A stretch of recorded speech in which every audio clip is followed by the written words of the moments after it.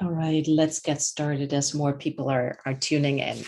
So good afternoon, I'm Andrea Bachner, a professor of comparative literature and director of the East Asia program here at Cornell. Thanks for tuning in and welcome to today's talk by Joshua Neves. I'll start with quick introductions, then we'll have the talk and have opportunities for Q&A. Today's event is part of Cornell's East Asia Plus initiative.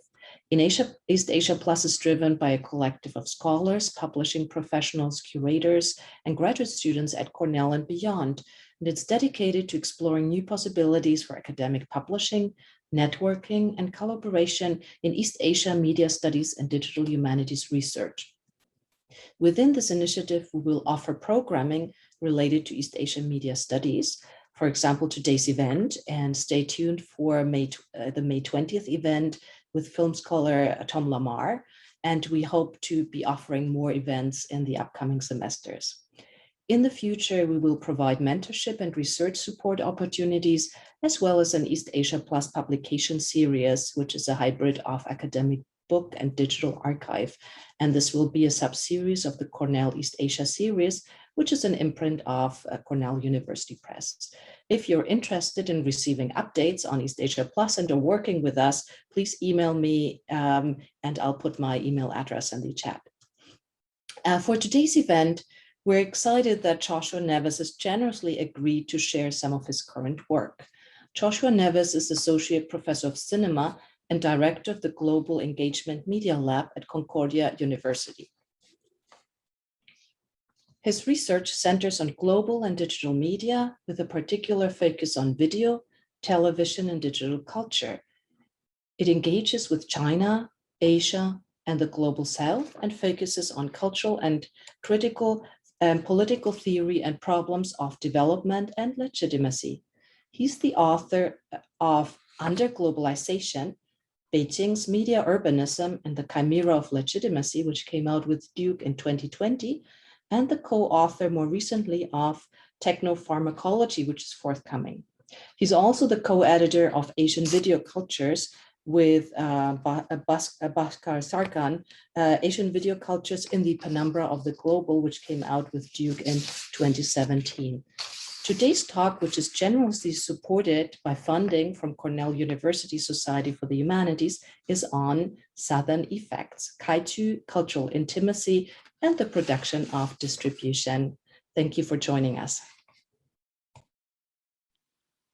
Thank you so much. Let me just share my screen.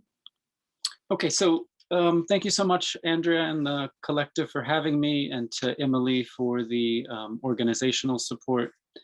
And I'm excited to have the chance to talk about some work that I've actually done over the last few years.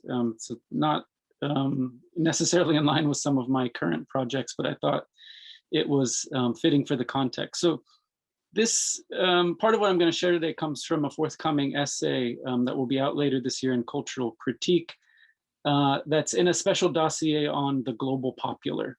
And so I'm particularly interested here in looking at the relationship in that context between special effects and Asia. And I thought with the release of the new Godzilla versus Kong film this year, which is essentially the kind of genealogy that this talk will engage, this would be an interesting time to return to some of these themes. So I apologize when I am going to read. I'll try to not let it get too dry. Okay, so the term special effects describes illusions created for cinema or television using camera work, props, or CGI, the latter of which, alongside a range of post-production practices, are increasingly referred to as visual effects or VFX. And I should say that special effects and visual effects in the talk will be sort of used interchangeably, though of course there's some significant differences. But this robust category of production and reception remains largely under-theorized in cinema and media studies, especially with regard to global frames. Beyond discussions of attractions and spectacle, blockbusters, and high tech, special effects animate modes of technological and cultural distinction. This boundary making has been crucial in distinguishing various national cinemas and the relationship to categories like world cinema.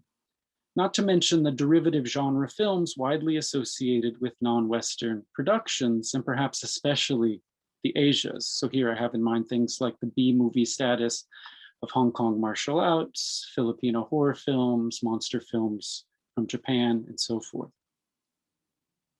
So in this way, VFX at once signaled the groundbreaking technologies of global Hollywood, as well as the purported low-tech imitators whose media industries are understood through notions like cult cinema, technology transfer, and underdevelopment. And so just to signal kind of one part of this discourse from a decade ago, around the time of the release of Avatar, there was a huge kind of cry out in China and other parts of the region talking about the gap between the sort of technological expertise and polished kind of production of certain sorts of fantastical worlds that were possible. And one thing that's interesting, just to signal this, because I'll come back at the end, I think in the subsequent decade, this trend has really begun to shift, even if, let's say, the focus of special effects productions are quite distinct, right? So if in the 2010s, many of the highest grossing films were not produced in China or Hong Kong, that trend has certainly shifted in the last decade, right? So the story I'm telling is a kind of prehistory in some sense to this shift. So drawing out these issues, my talk today examines the relationship between special effects and Asia or the global South, and this is what I'm calling Southern effects. It has two major lines of inquiry. The first focuses on cultural circulation. It begins with monstrous and magical cinematic histories before tracing the recent effects of these Southern trajectories. Second, it explores the role of techno-economic distribution as a form of world making. So special effects are now central to Asian media, shaping not only their relationship to global markets, but to emergent popular geographies. And the link between these global modalities, right? So one obtaining from imperial legacies and the other from the economic cultural rise of Asia, focuses our attention on special effects as one significant node in the global popular. So what I term special effects marks the formative role played by special effects cinema, or what I term Southern effects rather, marks the formative role played by special effects cinema in conjuring Asia as a site of the primitive, the excessive, and the monstrous, as well as more recent transformations in not only technologies of production and post-production, right, the making of special effects, but also distribution forms and platforms.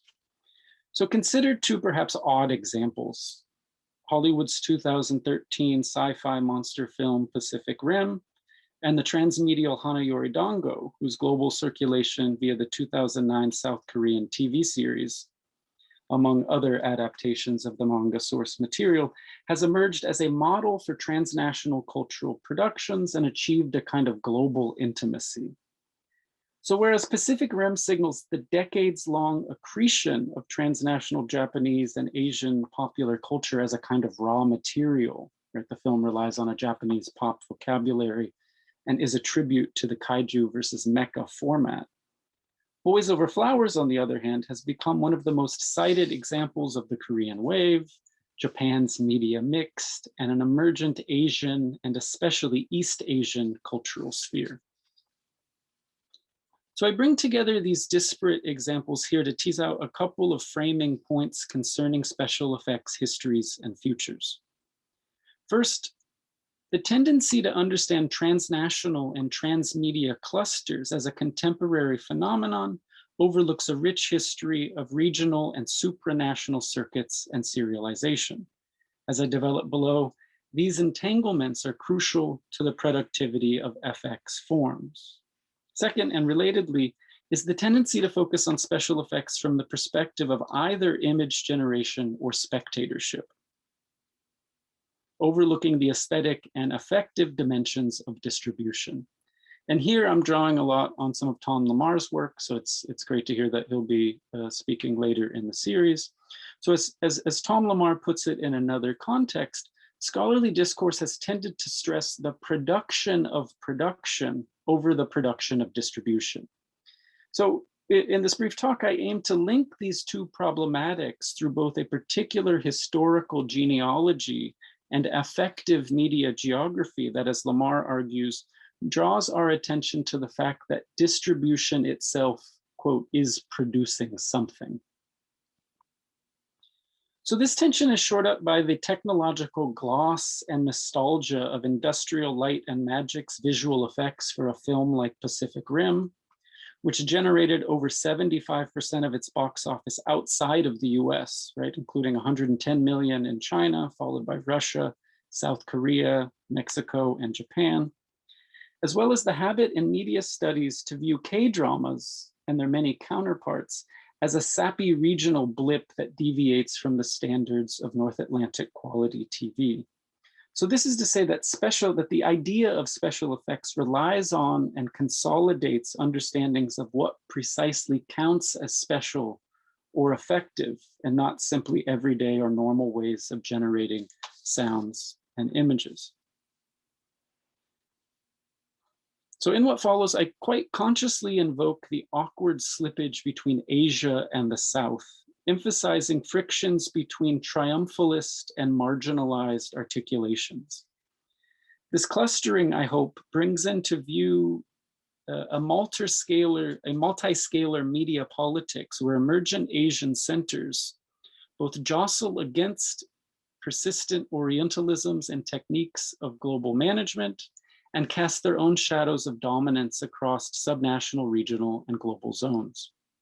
So Asia's uneven economic dynamism in this context at once projects a resurgent confidence, consolidating a new sense of the region as a physical and imaginary space, and at the same time confronts mutating and agonistic Southern formations. So as such, simply chasing the flows of capital and culture as they are recentered in the East is insufficient to understanding these popular and political geographies. So my approach here then borrows from things like S.V. Srinivas's critique of the exceptionalism model of film history, right, routinely tied to non-Western media. For example, in his examination of the influence of imported Hong Kong action films on Telugu cinema, Srinivas keys in on the problematic scaffolding whereby Hollywood cinema is the norm and every other cinema requires a separate theory.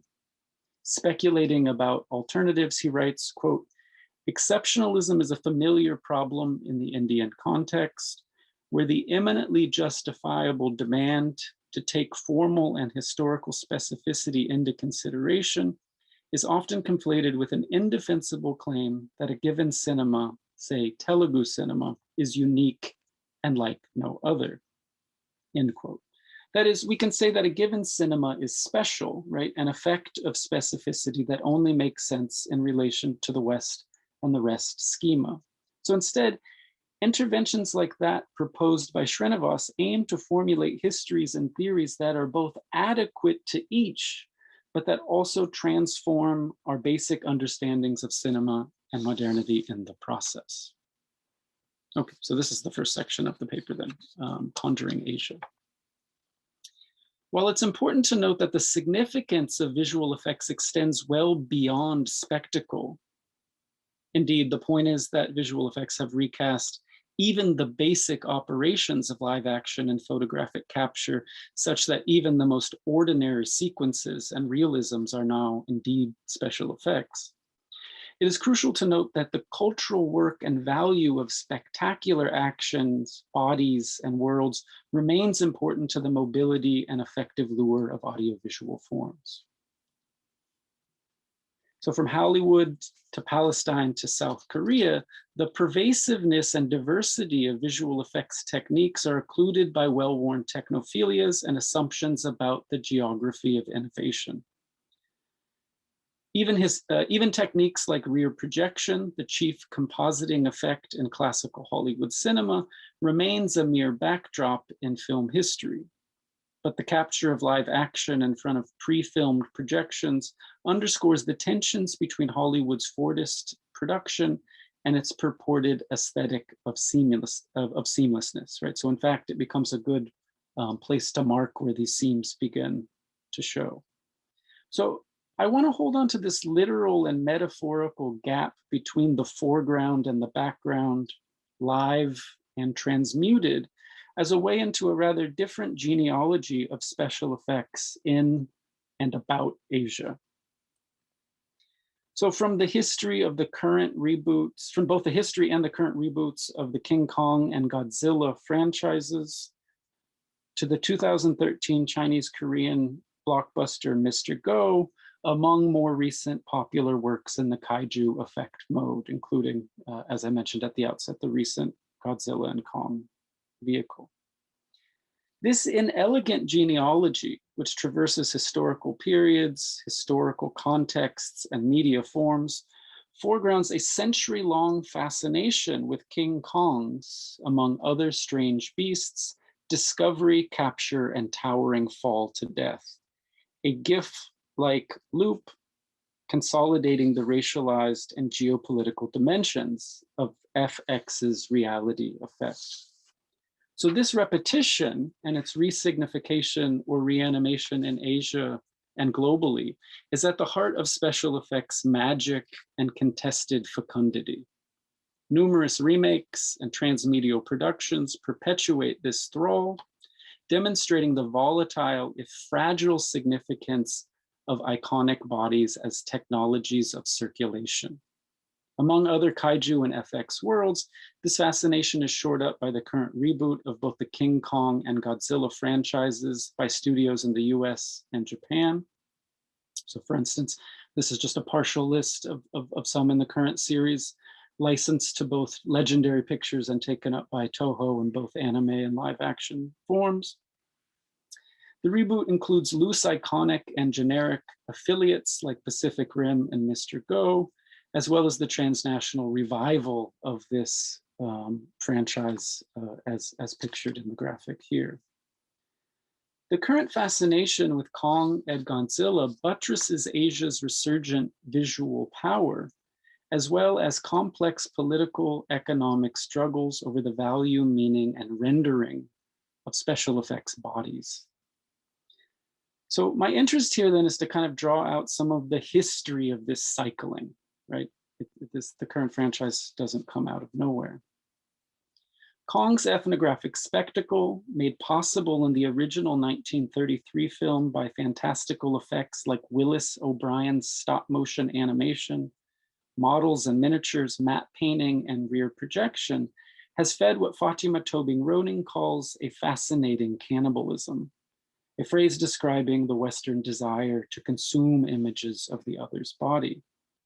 Roney argues that it's precisely the linkage between ethnographic modes and fantastic cinematic representation that gives life to modern myths like King Kong, with its narratives of discovery, fantasies of sex and race, and desire to exhibit, study, and conquer the oceanic natives of the lost world.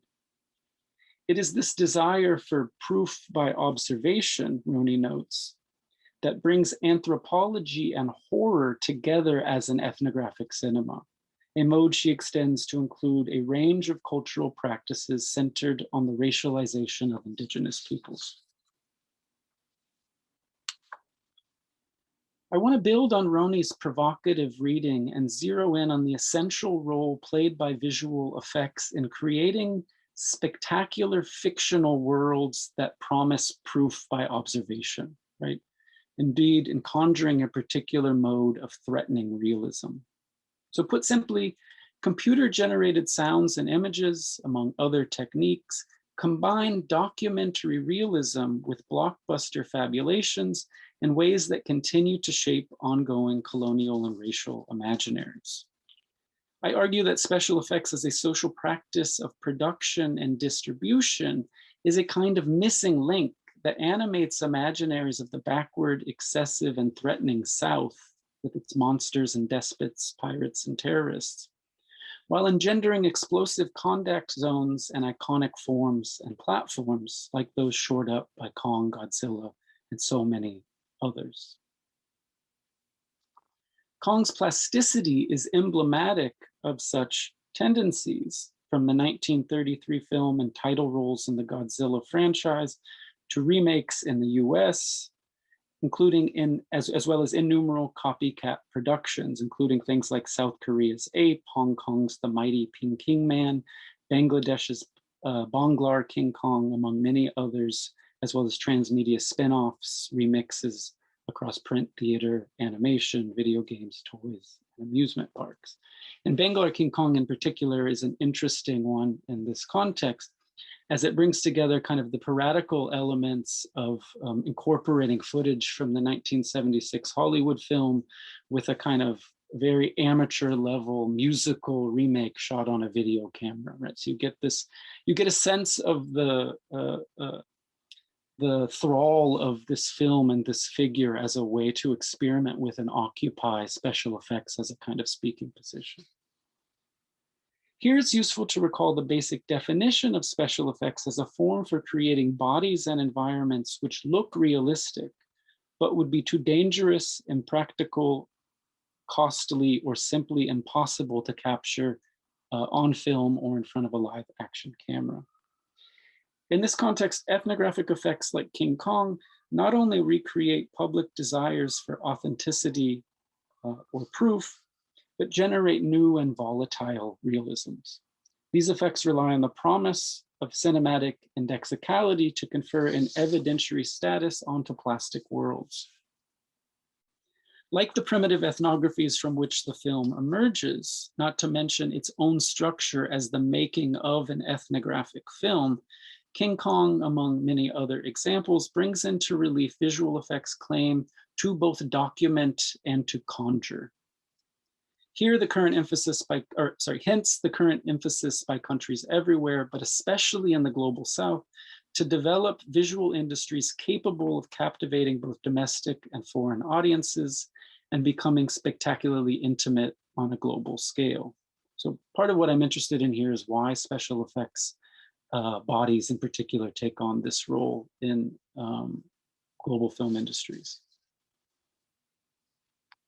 Given that special effects films like Kong have played such a significant role in conjuring Asia, it is perhaps no surprise that regional media themselves have been enthralled by strange beasts.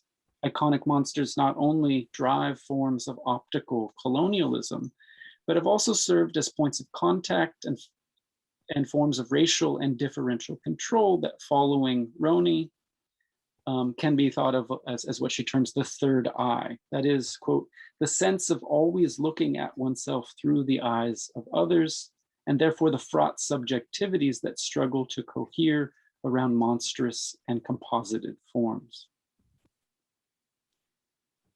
The technological capacity to enliven captivating bodies and dangerous realisms is thus crucial to the emergence of media industries in Asia and across the colonial and post-colonial world. Perhaps nothing demonstrates this embodied monstrosity more clearly than the appearance of Godzilla, or Gojira, in post-war Japan. Inspired in part by the special effects of King Kong, Gojira indicates a transformation from 1930s European colonialism, as captured by the Kong narrative, to the effects of 1950s American imperialism. What's intriguing here is both the genealogical relation of Kong and Kaiju and the almost immediate desire in Asia and North America to see Godzilla and King Kong duel. A battle played out in both Japanese and US productions in 1962 and 1963, respectively, and across numerous other media in the decades since. In fact, the series inaugurates the versus or meets cultural meme that is central to this history of global popular forms. It hyphenates a particular geopolitical imaginary that both promises new encounters and forecloses other relations to capital and culture. The two iconic monsters appeared together for the first time in Toho's 1962 production, King Kong versus Godzilla, with Kong getting top billing and, spoiler alert, seemingly defeating Godzilla in the final sequence, though there are important differences between the Toho film and the subsequent 1963 US release. The film was also the most profitable of Toho's Godzilla franchise at the time, and the first to capture Godzilla and King Kong in both color and widescreen formats. Eschewing O'Brien's costly stop motion process, King Kong versus Godzilla instead utilized Eiji Tsuburaya's suitmation technique, relying on actors in latex costumes, scale models, and rear projection for the larger than life effect. Suitmation is a special effects process that was key to both Godzilla and the Ultraman franchises, among others, and though much derided by Anglophone critics, earned the American special effects team an Oscar for their work on the 1976 remake of King Kong. And here, part of what's interesting is you see how literally the costuming involved in shooting some of these films circulated across other franchises, right? So I want to think about the kind of distribution tendencies of these icons, but also the kind of literal materiality of certain kinds of production techniques. And here again is the clip from the 76 film that wins, still from the 76 film that won the Oscar, utilizing this much derided suitmation technique. But Godzilla and Kong suggest distinct historical conditions of emergence. Whereas Kong is pictured as purely an anachronism, a crucial missing link to dangerous lost worlds, and thus a justification for imperial burden, Gojira is a mutation unleashed by Western technology and an allegory for imperial violence, including, even if obliquely, Japanese atrocities. Such contact and mutability is captured in the name Gojira itself, a term that combines the words for gorilla and whale, pointing to both interspecies and cross-ecological anxieties, as well as the fascination with King Kong as a global celebrity. Indeed, the desire to produce a Kong of one's own.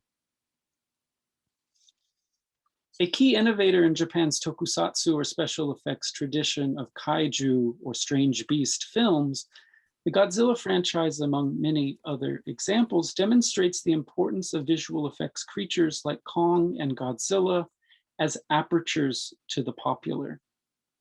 For Bishnupriya Ghosh, such icons are animated by a sort of feedback loop between epistemological and ontological experience, where the former underscores how the framing of an artifact transforms it into a familiar sign imbued with symbolic density, and the latter, quote, impels us to consider the sensory and affective experience activated by the artifact.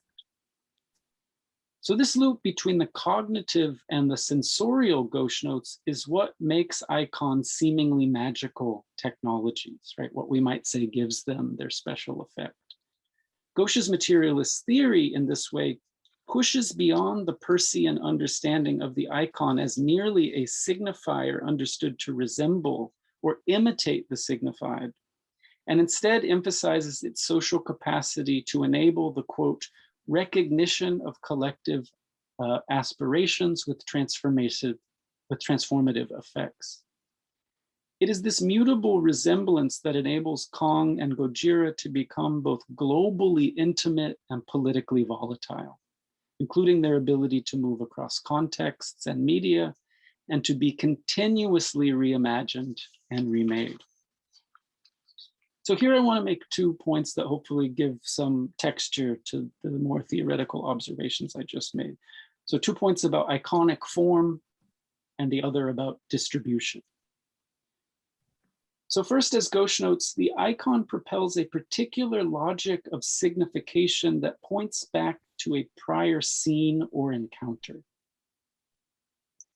And an interesting example she gives is the iconic photograph of the Tank Man, itself an interesting expression of the versus me.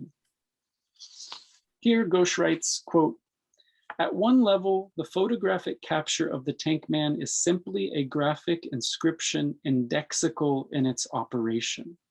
The image refers back to an original scene consumers imagine the photographer once encountered. Such a movement back to the image's ground of representation, evoking an original image projected on the consumer's imaginary, right, the sense of being in Tiananmen Square, is a distinctive quality of the iconic sign. The material sign opens aperture-like into its recessed ground of representation, end quote. So unlike the tight impressing of the index, the icon shores up both an effective return in its consumption and is also a particular kind of floating, even seemingly empty signifier. The versus or meat structure is a good illustration of this movement back to the ground of representation, and also the knack to float across contexts, media, and platforms. That is, the knack for distribution. So in addition to pointing back to species battles in films like The Lost World or King Kong, where Kong famously battles a T-Rex and a pterodactyl, it also recalls the versus logic in Japanese wrestling culture, right? Say the pitting of a Japanese versus an American fighter as a way to drum up sentiment and work through post-war occupation. But as many commentators have noted, in this scenario, the Japanese wrestler was often actually Korean, and the American played by a Canadian or a Brit, right? In other words, while Kong and Godzilla seem to suggest a certain cultural specificity, their success as global popular forms relies on their function as drifting or floating signifiers. Floating kaiju in this context, Kong, Godzilla, and many others, brings me to the second point then about distribution. Key here is the general trend, historically rooted in things like television and intensified by digital infrastructures, that, quote, the production of distribution outstrips the production of content. Or as Raymond Williams put it in his classic account of television, quote, it is not only that the supply of broadcasting facilities preceded demand, it's that the means of communication preceded their content. Drawing on Deleuze and Guattari, Thomas Lamar, among others, argues that it's not simply the case that infrastructures and technologies of distribution precede and exceed the production of media content, but that we need to continue to challenge conceptions of distribution as a neutral process that is secondary to production proper. Thus, distribution does not merely lead production in an economic sense, right, or in a temporal sense by being prior, but is itself productive and produces a complex set of social functions. And Lamar develops this in an interesting way in his essay on regional television. Okay, but what exactly is produced in this process, and how does it relate to special effects and popular media affinities, right? Modes generally discussed through the lens of innovations and productions, or through the experience of spectacular reception. The production of distribution, Lamar convincingly argues, holds together a set of transmedial and transnational processes that produce a feeling of something coming into common, that is, of common media geographies.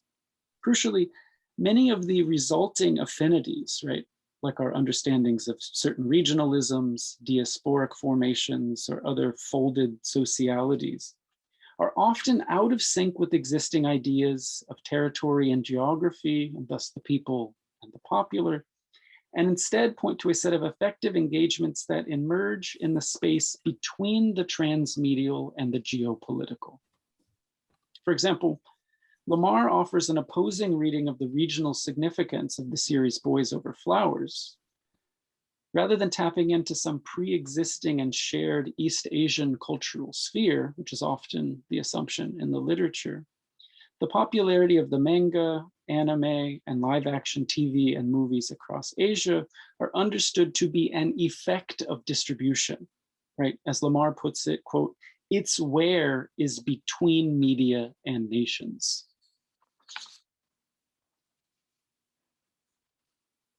So charting the serialization of Kong and Kaiju across media and transnational contexts both establishes important prehistories of special effects and the media mix, and underscores the fecundity of distribution, that is, as tied to but distinct from what is usually assumed to draw us to text, right? What is usually assumed to move us. What becomes apparent in the post-war period are the transnational networks animated by media hubs in Japan and the US, and later spiraling across the Pacific. This distribution network both links LA and Tokyo, but also radiates out from each site in locally and regionally modulated ways, including post-war military occupation, cultural transformation, the rise of consumer culture, and so forth. So in the larger paper, I've taken out a section that looks at the way in which a lot of these kind of kaiju films were the mainstay of many national television networks, right?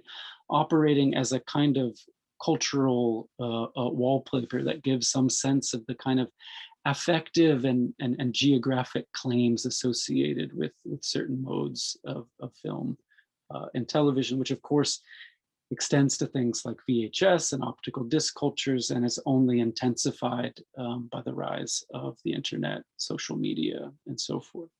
So I'll bracket that example and turn my attention to the production of the film Mr. Go.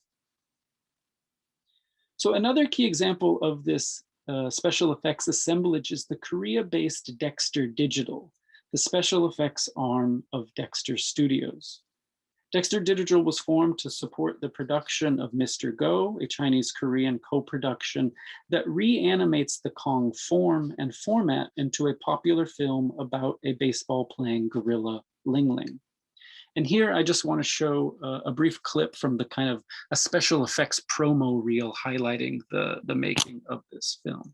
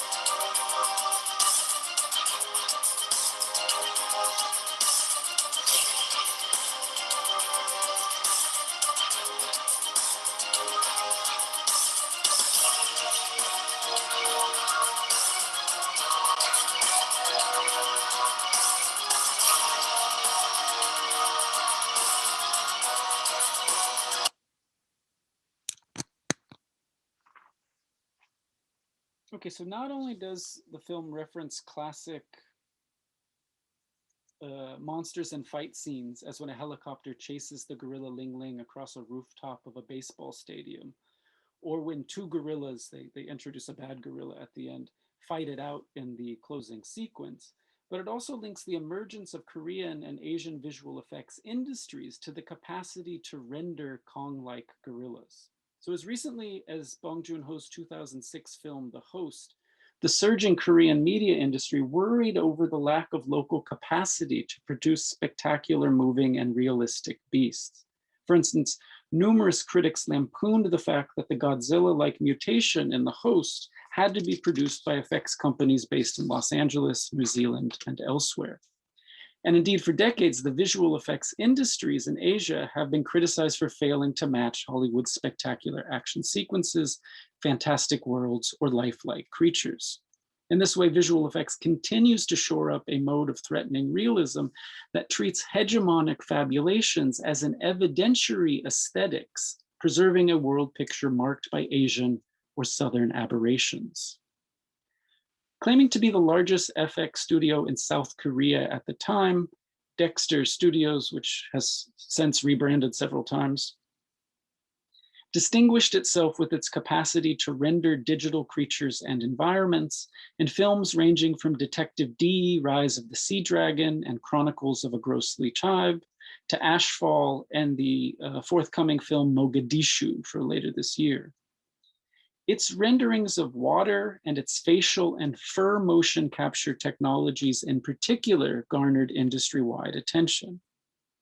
Since the founding of its parent company in 2007, Dexter quickly announced strategic outposts in Beijing and Los Angeles, carving out regional and trans-regional partnerships in the process. So for example, Mr. Go was key to Dexter's entry into the Chinese market. And the film, in fact, is partially set in southern China, establishing its sentimental address by incorporating the 2008 Sichuan earthquake.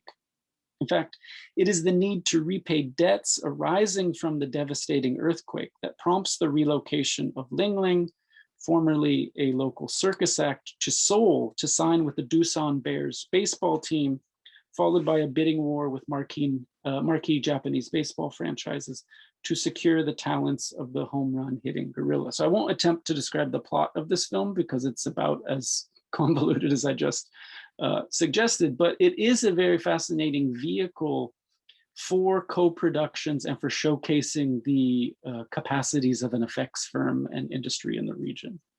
So while the reception of the film was lukewarm in Korea and only somewhat more impressive in mainland China, critics have widely praised the film's visual effects, especially the fact that they demanded only a fraction of Hollywood budgets and staffing. So indeed, Kim Yong-hwa, the director of Mr. Go, designed the film as a kind of showcase for special effects expertise and labor, and to illustrate the maturity of local creative industries to both regional audiences and global studios. The film itself serves as a kind of show reel for the company's 3D and visual effects, with half of its 2,000 shots being CGI renderings of the gorilla Ling Ling's body. So promotional materials include detailed discussions of the innovative facial motion capture technology, water design, and digital fur production software that is so precise, quote, all of the 3.8 million hairs on Ling Ling's body could be seen to sway in the wind. In this way, Mr. Go captures the continued power of Kong's body among other iconic kaiju to transnational media industries. At one level, this suggests a kind of cannibalization of cinema's optical colonialism, the way that is that the creatures in Mr. Go and related cultural production function as apertures back to a there, right? To a cinematic history marked by threatening realism and developmental distinctions. In a very basic sense, then, I want to argue that it's not simply these characters or genre that have circulated in transmedial and transnational contexts over the last century. Rather, these floating icons are themselves technologies of distribution. So this is also to draw attention to the way that distribution itself is folded back into content in ways that both generate and exceed our understandings of transnational media industries.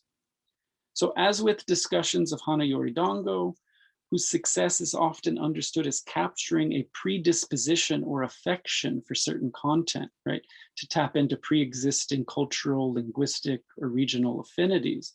What Lamar, Williams, et cetera, help us to see is how technologies of distribution share in this address, generating media geographies defined by affective union. Boys Over Flowers, among similar examples, is thus itself a kind of special effect, one whose digital infrastructures and affective charge signals not only sensational forms, right, explosions, CGI, monsters, and so forth, but the emergence of sensational platforms.